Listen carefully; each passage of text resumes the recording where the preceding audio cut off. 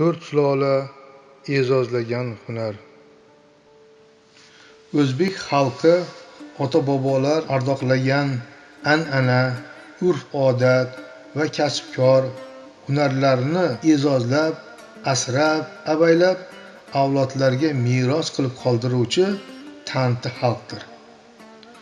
Qorasuv o'zbek diyorining uzoq sharqida joylashgan Buyuk Ipak yo'lidagi kichik bir bekat hisoblanadi.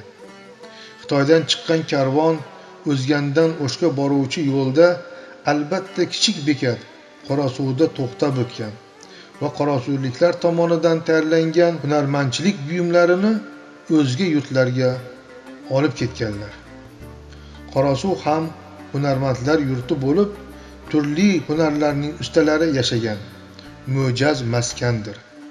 Shunday hunarlardan biri pichoqsozlikdir.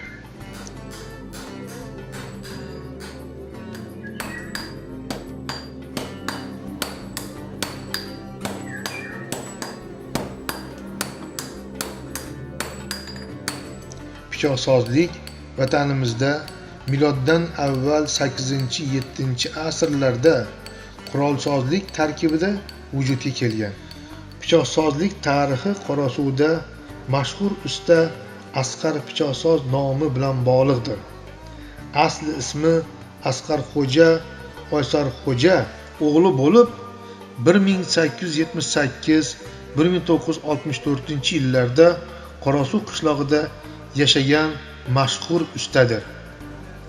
Asqar Pichoqsoz bu hunarni To'xtasin Pichoqsozdan o'rgangan va Qorasuv pichoqsozlik maktabiga asos solgan insondir. Usta Asqar pichoqni a'lo navli po'latdan yupqa, ixcham, keskir, silliq va g'oyatda naqshdor qilib yasagan.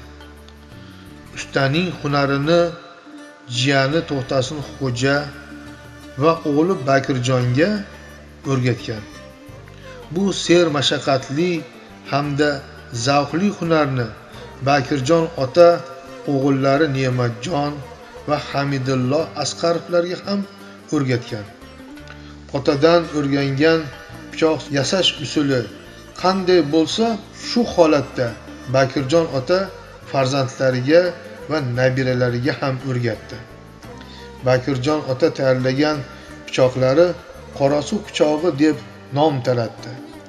Sulola tayyorlagan pichoqlarning mingdan ortig'i turli xil mamlakatlarga sovg'a tariqasida olib ketilgan.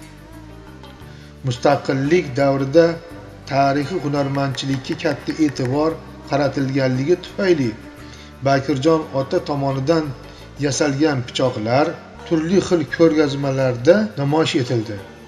Bakirjon Asqarov an'anaviy pichoqsozlik hunarini qariyb 70 yil e'zozlab keldi. Mehnatlari samarasi viloyat, tuman hokimliklarining faxriy yorliqlari va esdalik sovg'alari bilan taqdirlangan. 60 yoshga kirgan paytlarida esa O'zbekiston Respublikasining birinchi prezidenti Islom Karimov tomonidan 60 yoshligini yubileyi bilan tabrik xati va esdalik lagan bilan taqdirlangan edi. Bakirjon ota respublikada o'tkazilgan tashabbus va xalqaro hunarmandlar ko'rik-tanlovlarida ishtirok etib, bir necha marotaba faxrli o'rinlarni egallagan. Respublika amaliy hunarmandlar ko'rgazma zalida Bakirjon Asqarov tomonidan tayyorlangan Qorasuv pichoqlari va qilichlari hozir ham tomoshabinlarni qiziqtirib kelmoqda. Otaning o'g'li Hamidullo hozirgi kunda o'z ishining ustasi bo'lib yetishgan. Uning pichoq tayyorlash jarayonlari juda ham qiziqarlidir.